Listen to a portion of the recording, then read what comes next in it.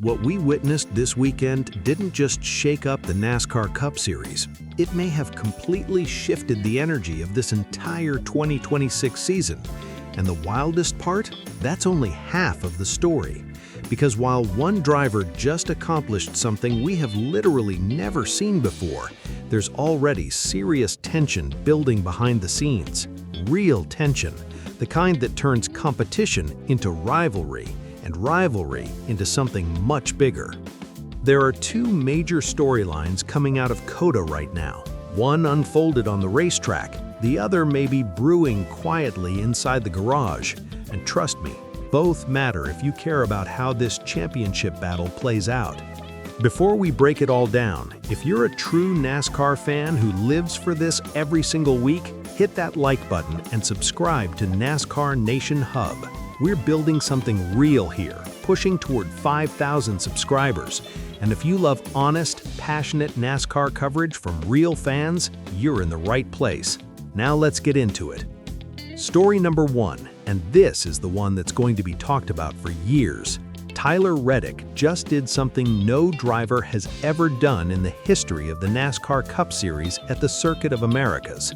He didn't just win, he survived chaos, he executed strategy perfectly, and he beat the one driver everyone believed was nearly untouchable on a road course. Driving the number 45 Toyota for 23X1 Racing, the team co-owned by Michael Jordan and Denny Hamlin, Reddick opened the 2026 season with wins at Daytona, Atlanta, and now COTA.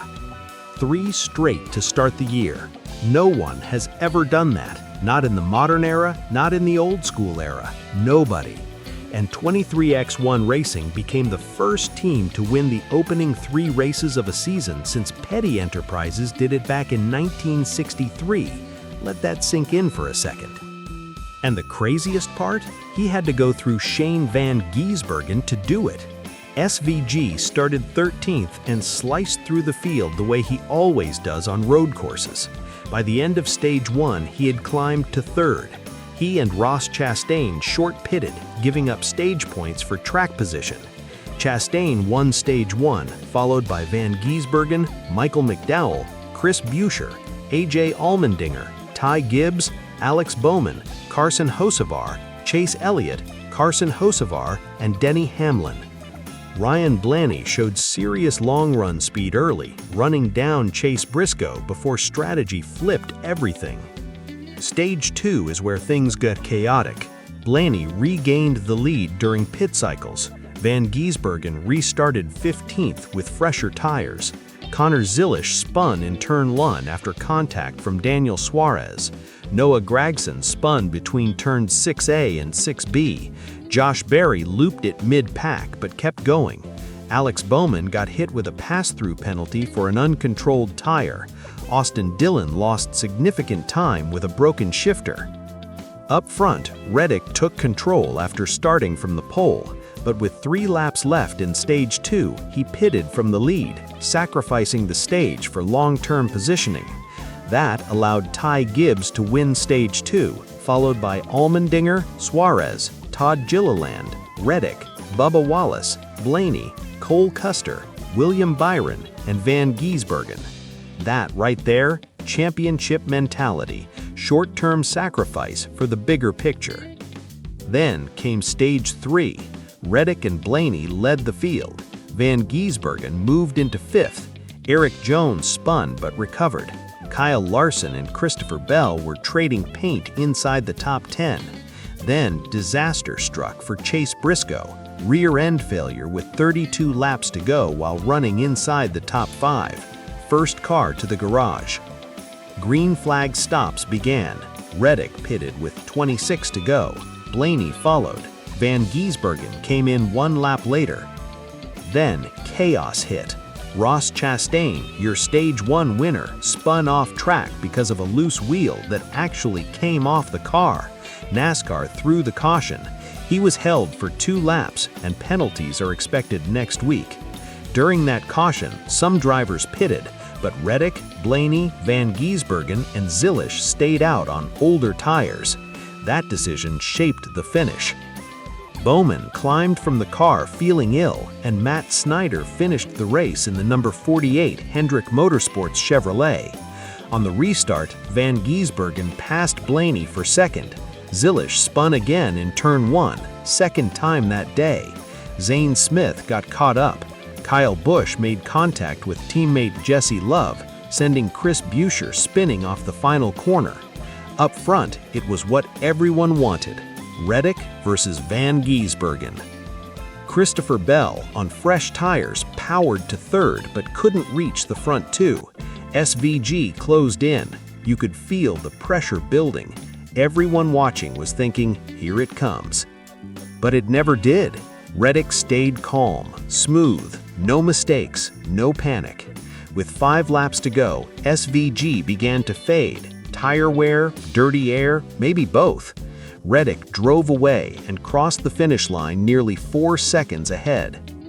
Final top 5. Reddick for Trackhouse Racing, Van Gisbergen for Trackhouse Racing, Christopher Bell for Joe Gibbs Racing, Ty Gibbs for Joe Gibbs Racing, and Michael McDowell for Spire Racing.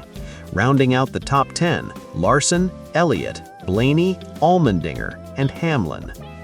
95 laps, 2 hours, 58 minutes, 52 seconds. 3 races, 3 wins. And Reddick said it himself, beating SVG on a road course made it even sweeter. Now, here's where story number 2 begins, because apparently not everyone in the garage is simply tipping their hat. According to reports from sources close to the paddock, Shane Van Gisbergen allegedly made strong internal remarks questioning Reddick's performance. These weren't public statements, they were reportedly private conversations that leaked. And what's being suggested? That Reddick's car may have had an invisible aerodynamic edge, that cornering grip looked unusually strong, that straight-line speed seemed above expectation, that tire wear appeared lower compared to others, even subtle references to aerodynamic tweaks or weight distribution advantages. Let's be very clear, there is zero official confirmation of anything irregular. NASCAR has announced no investigation, 23x1 Racing has released no statement, nothing formal has occurred. These were reportedly private frustrations, but insiders say the mood in the garage is tense. And think about it, 3 straight wins, dominance at COTA where many expected SVG to control the race, a comfortable margin under pressure. When someone starts rewriting history, people start asking questions. Is this just frustration from a competitor who got beat straight up, or is there something more brewing? As fans, we've seen this before. In the next-gen era, where everything is tightly regulated, even small advantages spark speculation. But until NASCAR finds something, this is talk, nothing more. What it does do, though, is elevate this rivalry. Reddick versus Van Gisbergen is no longer just about road courses. It's about pride, legitimacy, supremacy. From a championship standpoint, Reddick sits on top of the standings with massive momentum. 3 playoff wins essentially locked in, confidence high. If this stays clean, we may be witnessing one of the greatest season starts in modern NASCAR history. If it turns controversial, this could explode into the biggest technical storyline of 2026. Either way, the season just became must-watch television every single week. This is why we love this sport: strategy, drama, rivalries, pressure. So what do you think? Is this competitive frustration, or is there something deeper going on? Drop your thoughts in the comments. Let's talk about it. And if you love passionate NASCAR coverage like this, like the video and subscribe to NASCAR Nation Hub. We're building something real here, pushing toward 5,000 subscribers. And if you watch every lap, debate every pit call, and care about this championship battle the way we do, you belong here. I'll see you in the next one.